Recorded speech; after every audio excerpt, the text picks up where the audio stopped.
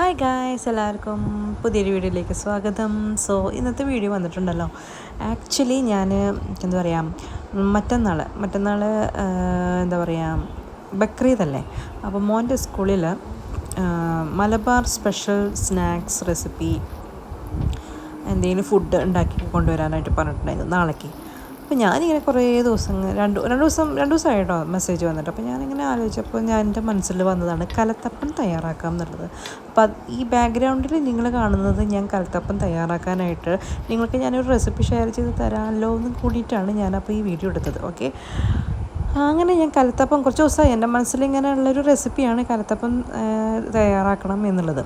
അങ്ങനെ ഞാൻ എന്താ പറയുക, അതിനുള്ള കാര്യങ്ങളൊക്കെ നോക്കിയിട്ടോ, സംഭവം എല്ലാം കറക്റ്റായിട്ട് എല്ലാ ഇൻഗ്രീഡിയൻസും കറക്റ്റ് അളവിലും കാര്യങ്ങളൊക്കെ ഞാൻ എടുത്തു തയ്യാറാക്കി.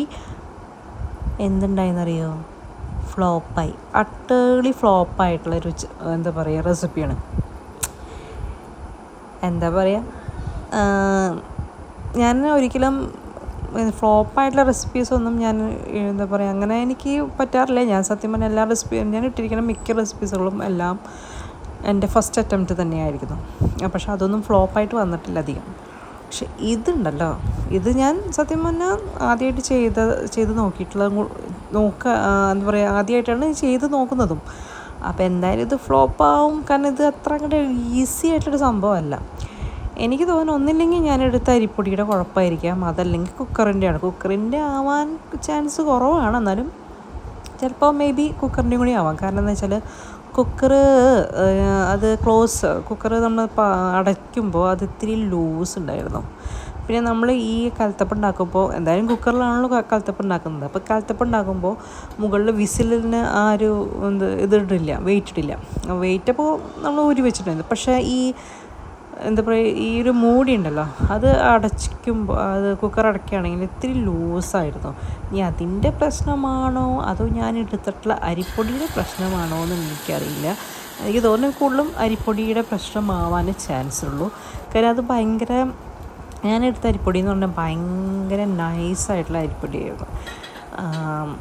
അപ്പോൾ അത് നമ്മൾ ഈ ഇടിയപ്പത്തിനൊക്കെ തയ്യാറാക്കില്ലേ, ആ ഒരു അരിപ്പൊടി ഞാൻ എടുത്തത്. പക്ഷെ അത് എനിക്ക് തോന്നുന്നത് അതുകൊണ്ടാണോ ഇനി വറുത്ത അരിപ്പൊടി എടുക്കണോ എന്നുള്ളത് എനിക്കറിയില്ല. അരിപ്പൊടി വെച്ചിട്ടാണ് ഇത് മിക്കരും പച്ചരി അരച്ചിട്ടാണ് ചെയ്യുന്നത്. പക്ഷേ ഞാൻ ഈസി പണിക്ക് എന്താ വെച്ചാൽ അരിപ്പൊടി വെച്ചിട്ട് ചെയ്യാം എന്നുള്ളതിൽ എടുത്തതാണ്. പക്ഷേ ഞാൻ എടുത്ത അരിപ്പൊടിയുടെ പ്രശ്നം കൂടിയാണെന്നാണ് തോന്നുന്നു ഇത് ഫ്ലോപ്പായി. എന്തായാലും അട്ടേളി ഫ്ലോപ്പായിട്ടുള്ള ഒരു റെസിപ്പിയാണ്. സംഗതി കാണാനൊക്കെ നല്ല ഭംഗിയും കണ്ടില്ലേ, ഇത് കുക്കർ ചെയ്തൊക്കെ നന്നായി അടിപൊളിയായിട്ടൊക്കെ വിട്ടൊക്കെ വന്നു. പക്ഷേ മുറിച്ച് വന്നപ്പോഴാണ് ഇതിൻ്റെ യഥാർത്ഥ ഭംഗി ഞാൻ കണ്ടത്. അതായത് ഒട്ടും വെന്തിട്ടില്ല. അതാണ് എൻ്റെ കാര്യം. വെന്തിട്ടെന്ന് വെച്ചാൽ വെന്തിട്ടില്ല, ഉള്ളു വെന്തിട്ടില്ല. പക്ഷേ പുറം ഭാഗമൊക്കെ നല്ല അതായത് ഈ കാണുന്ന ഭാഗമുണ്ടല്ലോ, അടിഭാഗം മേൽഭാഗമൊക്കെ കുഴപ്പമില്ല. പക്ഷേ ഉള്ള് നോ വേവ്, അതാണ് സംഭവിച്ചത്. അപ്പോൾ എൻ്റെ അട്ടേളി ഫ്ലോപ്പായിട്ടുള്ള ഒരു റെസിപ്പിയാണ് നിങ്ങൾക്കിപ്പോൾ ഞാൻ ഷെയർ ചെയ്തത്. ആക്ച്വലി എല്ലാം ഇൻഗ്രീഡിയൻസും ഞാൻ എടുത്തത് കറക്റ്റ് അളവും കാര്യങ്ങളും അത് തന്നെയാണ്. എൻ്റെ അളവും കാര്യങ്ങളൊക്കെ കറക്റ്റാണ്. പക്ഷേ ഇത് എടുത്ത ഒന്നിനും അരിപ്പൊടിയുടെ കുഴപ്പം, അതല്ലെങ്കിൽ കുക്കറിൻ്റെ പ്രശ്നമാണോ എന്നുള്ളതും എനിക്കറിയില്ല. അപ്പോൾ എന്തായാലും ഒരു ഫ്ലോപ്പായിട്ടുള്ളൊരു ഒരു സംഭവം ഞാൻ നിങ്ങൾക്ക് മുന്നിൽ കാണിക്കുകയാണ്. അപ്പോൾ ഇങ്ങനെയും നമുക്ക് പറ്റും. ഇടയ്ക്ക് ഇങ്ങനെയൊക്കെ ഉണ്ടല്ലോ, എപ്പോഴും കറക്റ്റായിട്ട് വരണമെന്നില്ലല്ലോ, അതല്ലേ ജീവിതം അല്ലേ. അപ്പോൾ ഇപ്രാവശ്യം ഇങ്ങനെ പോട്ടെ അല്ലേ. നമുക്ക് ഇനി അടുത്ത പ്രാവശ്യം എന്തായാലും കലത്തപ്പത്തിൻ്റെ റെസിപ്പി അടിപൊളിയാക്കിയിട്ട് ശരിയായിട്ട് ഞാൻ നിങ്ങൾക്ക് ഷെയർ ചെയ്ത് തരാം കേട്ടോ റെസിപ്പി. അപ്പോൾ എന്തായാലും അപ്പോൾ വീഡിയോസൊക്കെ കാണാം കേട്ടോ, പഴയ വീഡിയോസൊക്കെ കാണുക, ലൈക്ക് ചെയ്യുക, വീഡിയോ ഇഷ്ടമായ ലൈക്ക് ചെയ്യുക, ഷെയർ ചെയ്യുക. അതേപോലെ തന്നെ എന്ത് ചെയ്യണം, ചാനൽ ഇഷ്ടമാവണമെങ്കിൽ സബ്സ്ക്രൈബ് ചെയ്ത് സപ്പോർട്ട് ചെയ്യുക. അപ്പോൾ നമുക്ക് ഇനി നല്ല വീഡിയോസിലായിട്ട് നമുക്ക് വീണ്ടും കാണാം. Till then bye.